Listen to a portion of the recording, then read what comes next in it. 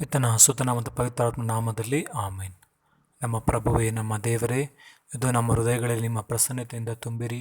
ನಾವು ನಿಮ್ಮ ವಾಕ್ಯವನ್ನು ಆಲಿಸಿ ಧ್ಯಾನಿಸಿ ಸದಾ ವಾಕ್ಯದ ಪ್ರಬೇಲಿಯು ನಡೆಯುವ ಮಕ್ಕಳನ್ನಾಗಿ ನಮ್ಮನ್ನು ಆಶೀರ್ವದಿಸರೆಂದು ನಮ್ಮ ಪ್ರಭು ಯೇಸು ಕ್ರಿಸ್ತರ ಹೆಸರಿನಲ್ಲಿ ಪ್ರಾರ್ಥಿಸ್ತೇವೆ, ಆಮೇನ್.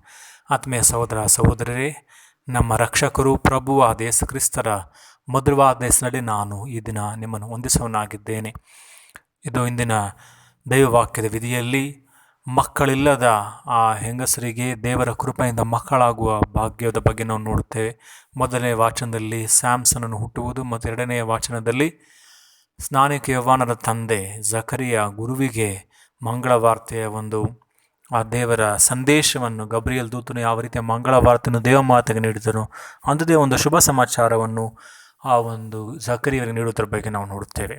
ಆತ್ಮೀಯ ಸಹೋದರ ಸಹೋದರರೇ, ದೇವಮಾತೆಗೆ ನೀಡಿದಾಗಲೂ ದೇವಮಾತೆ ಇದು ಹೇಗೆ ಸಾಧ್ಯ, ನಾನು ಇನ್ನೂ ಕನ್ಯೆ ಎಂದು ಹೇಳಿದಾಗ ಗಬ್ರಿಯಲ್ ದೂತರು ನೀವು ಪವಿತ್ರಾತ್ಮರ ಶಕ್ತಿಯಿಂದ ಆ ಮಗು ಜನ್ಮ ಧರಿಸಲಿರುವುದು, ಆದ್ದರಿಂದ ದೇವರಿಗೆ ಅಸಾಧ್ಯವಾದದ್ದು ಯಾವುದಿಲ್ಲ ಎಂದು ತಿಳಿವಾಗಿ ಬಿಡಿಸಿ ದೇವಮಾತೆಗೆ ಹೇಳಿದರು. ಆದರೆ ಜಕರಿಯನು ಇದು ಹೇಗೆ ಸಾಧ್ಯ, ನನಗೆ ವಯಸ್ಸಾಗಿದೆ, ನನ್ನ ಹೆಂಡತಿಗೂ ಕೂಡ ಇಳಿ ವಯಸ್ಸು ಎಂದು ಕೇಳಿದಾಗ ಆ ಜಕರಿಯರಿಗೆ ದೇವರು ನೀಡಿದಂಥ ಒಂದು ಸೂಚನೆ ಇದೋ, ಈ ಘಟನೆಗಳು ನೆರವೇರುವ ತನಕ ನೀನು ಮಾತು ಬರದೆ ಮೂಕನಾಗಿರುತ್ತೀಯ ಅನ್ನೋದು ಇದೇ ಒಂದು ಸೂಚನೆ ಚಿಹ್ನೆಯಾಗಿತ್ತು. ಆದರೆ ದೇವಮಾತೆಗೆ ನೀಡಿದಂಥ ಚಿಹ್ನೆ ಇದೋ, ನಿನ್ನ ಸಂಬಂಧಿ ಎಲಿಜಬೆತಳು ಗರ್ಭವತಿಯಾಗಿದ್ದಾಳೆ, ಆಕೆಗೆ 6 ತಿಂಗಳು ಎಂದು ಹೇಳಿದಾಯಿತು. ಆತ್ಮೀಯ ಸಹೋದರ ಸಹೋದರರೇ, ದೇವಮಾತೆಗೆ ಇಡೀ ಕೃಪಾಭರಿತ ಇಡೀ ಸೃಷ್ಟಿ ಸಂಕುಲದ ಹೆಗ್ಗಳಿಕೆ ದೇವಮಾತು. ಆದರೆ ಒಂದು ಜಕರಿಯ ಒಂದು ಗುರುವಾಗಿ ಹಳೆ ಒಡಂಬಡಿಕೆಯಲ್ಲಿ ಯಾವ ರೀತಿ ದೇವರು ಮಕ್ಕಳಿಲ್ಲದ ಅಬ್ರಹಾಮನಿಗೆ ಯಾವ ರೀತಿ ಮಕ್ಕಳನ್ನು ನೀಡಿದ್ದಾರೆ ಎಂದು ಅರಿತಿದ್ದರೂ ಸಹ ದೇವರ ಅಪರಿಮಿತ ಶಕ್ತಿಯನ್ನು ಸಂಶಯಿಸೋದಕ್ಕೋಸ್ಕರ ಜಕರಿಯನಿಗೆ ದೇವರು ನೀಡಿದಂಥ ಚಿಹ್ನೆ ಮಾತು ಬರದ ಮೂಗನಾಗಿರುವಂತೆ. ಆತ್ಮೀಯ ಸಹೋದರ ಸಹೋದರಿ, ದೇವರು ನಮ್ಮ ಜೀವನದಲ್ಲಿ ಮಾಡುವ ಮಾತು ಕಾರ್ಯಗಳನ್ನು ನಾವು ನೆನೆಸಿದಾಗ ನಮಗೂ ಕೂಡ ಇಂಥದ್ದೇ ಒಂದು ಅನುಭವ ನಮಗೆ ಆಗುತ್ತದೆ. ನಾವು ನೆನೆಸದೇ ಇರುವಂಥ ಕಾರ್ಯಗಳು ಆಶೀರ್ವಾದದ ಮೇಲೆ ಆಶೀರ್ವಾದ, ನಾವು ಅಸಾಧ್ಯವನ್ನು ನೆನೆಸಿದ್ದನ್ನು ದೇವರು ನಮಗೆ ಮಾಡಿದಾಗ ಮಾತಾಡದೆ ಮೂಕಚಕಿತರಾಗುತ್ತೇವೆ. ಇದು ದೇವರ ಕೃಪೆ. ದೇವರಿಗೆ ಅಸಾಧ್ಯವಾದದ್ದು ಯಾವುದೂ ಇಲ್ಲ. ಕೀರ್ತನೆಗಳ ಪುಸ್ತಕ 127 3ನೇ ವಚನ ಹೇಳ್ತದೆ, ಮಕ್ಕಳು ದೇವರು ಕೊಡುವಂಥ ಭಾಗ್ಯ ಆಶೀರ್ವಾದ, ಪುತ್ರ ಸಂತಾನ ದೇವರ ಕೃಪೆ ಎಂದು ಬರೆಯಲಾಗಿದೆ. ಆದ್ದರಿಂದ ದೇವರು ನಮಗೆ ನೀಡಿರುವ ಮಕ್ಕಳನ್ನು ದೈವ ಭಯದಲ್ಲೂ ವಿಶ್ವಾಸದಲ್ಲಿ ಬೆಳೆಸುವ ಜವಾಬ್ದಾರಿ ಹೆತ್ತ ತಂದೆ ತಾಯಿಗಳಿಗೆ ಮತ್ತು ಪೋಷಕರದ್ದಾಗಿದೆ. ಆದ್ದರಿಂದ ನಾವು ಸಹ ನಮ್ಮ ಮಕ್ಕಳನ್ನು ದೈವ ಭಯದಲ್ಲೂ ಇಡೀ ಸಮಾಜಕ್ಕೂ ದೇವರ ನಾಮಕ್ಕೂ ಕೀರ್ತನ ಮಕ್ಕಳಾಗುವಂತೆ ಬೆಳೆಸುವ ಕೃಪೆಗಾಗಿ ನಾವು ಪ್ರಭೆಯಲ್ಲಿ ಪ್ರಾರ್ಥಿಸೋಣ. ಎನ್ನಲ್ಲಿ ಉಕ್ಕುತ್ತೆ ಸ್ತೋತ್ರವು ಸ್ವಾಮಿ ಎಂದೆಂದು ನಾ ಹಾಡುವೆ, ಜನಿಸಿದ ದಿನದಿಂದ ಈವರೆಗೂ ರಕ್ಷಿಸಿ ಕಾಪಾಡಿದೆ.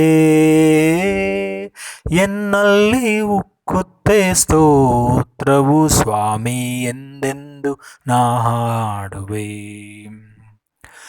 ಆಕಾಶ ಮಂಡಲವೆಲ್ಲ ಸಕಲ ದೇವದೂತ ಸೈನ್ಯವು, ಭೂಚರ ಜಲಚರಗಳವು ಸೃಷ್ಟಿಕರ್ತನ ಕೀರ್ತಿಸಲು. ಆಕಾಶ ಮಂಡಲವೆಲ್ಲ ಸಕಲ ದೇವದೂತ ಸೈನ್ಯವು, ಭೂಚರ ಜಲಚರಗಳವು ಸೃಷ್ಟಿಕರ್ತನ ಕೀರ್ತಿಸಲು. ಎನ್ನಲ್ಲಿ ಉಕ್ಕುತ್ತೆ ಸ್ತೋತ್ರವು ಸ್ವಾಮಿ ಎಂದೆಂದು ನಾ ಹಾಡುವೆ. ನಿನ್ನ ಅತಿ ಶ್ರೇಷ್ಠ ನಾಮ ಅದು ನನಗೆಂಥ ಉಲ್ಲಾಸವು, ನಿನ್ನಯ ನಾಮವ ನಂಬಿ ಎನಗುಂಟು ಅಭಯವು. ಎನ್ನಲ್ಲಿ ಉಕ್ಕುತ್ತೆ ಸ್ತೋತ್ರವು ಸ್ವಾಮಿ ಎಂದೆಂದು ನಾ ಹಾಡುವೆ. ನಿನ್ನಯ ಪ್ರೀತಿಯ ಕಂಡೆ ಆ ಕಲ್ವಾರಿ ಶಿಲುಬೆಯಲ್ಲಿ, ಹೃದಯವ ಭಾರವ ಕಳೆದೆ ನಾ ನೋಡಿದ ಕ್ಷಣದಿಂದಲೇ.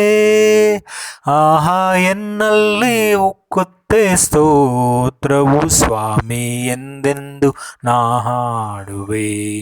ಜನಿಸಿದ ದಿನದಿಂದ ಈವರೆಗೂ ರಕ್ಷಿಸಿ ಕಾಪಾಡಿಹೇ,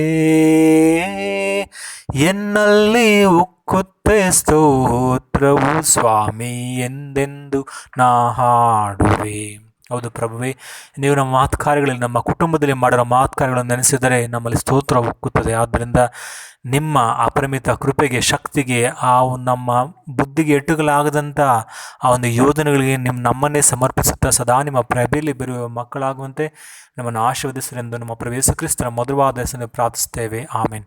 ಆತ್ಮೀಯ ಸಹೋದರ ಸಹೋದರರೇ, ಇದು ಈ ದಿನವೂ ದೇವರ ಅಪರಿಮಿತ ಕೃಪೆಯನ್ನು ನೀವು ಕಂಡು ಅನುಭವಿಸುವಂಥ ದಿನವಾಗಲಿ ಎಂದು ಪಿತನ ಸುತ್ತನ ಪವಿತ್ರಾತ್ಮ ಹೆಸರಿನಲ್ಲಿ ನಾನು ನಿಮ್ಮನ್ನು ಆಶೀರ್ವದಿಸುತ್ತೇನೆ. ಆಮೇನ್.